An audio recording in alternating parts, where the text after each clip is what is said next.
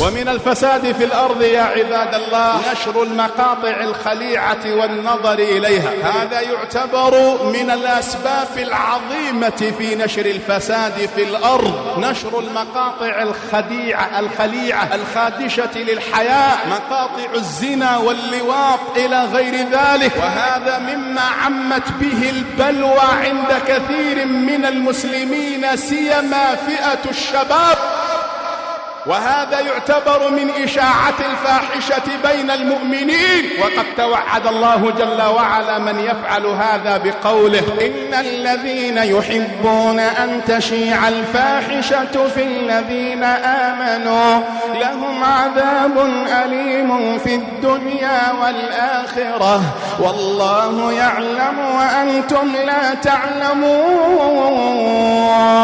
فحذاري حذار من نشر هذه المقاطع والنظر إليها. إن الذي ينشر هذه المقاطع عبر البلوتوث أو عبر مواقع التواصل كم سيفسد من أناس، كم سيصل هذا المقطع الخليع من أناس فيفسد أخلاقهم. كم هي الألوف وكم هي الملايين الذين سيستقبلون هذا المقطع ويكون السبب في فسادهم وزيغهم ذلك الذي أرسل أولا. قال الله جل وعلا: ليحملوا أوزارهم كاملة يوم القيامة ومن أوزار الذين يضلونهم بغير علم ألا ساء ما يزرون. كم أفسدت هذه المقاطع من شباب وشابات، أفسدت شبابنا، أفسدت فتياتنا، فجرتهم إلى الزنا والخنا واللواء والعادة السرية والسحاق إلى غير ذلك.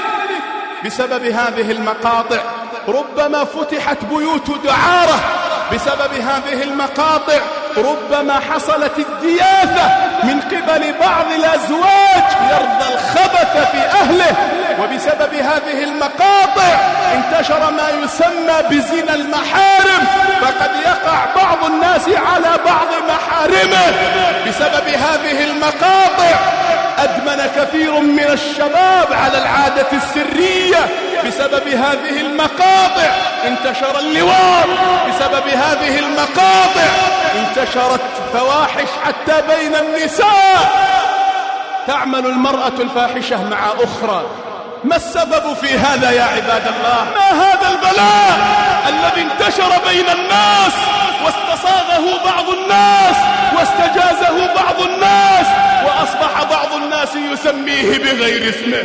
يا الله، بعض الناس يقول بأنها ثقافة جنسية.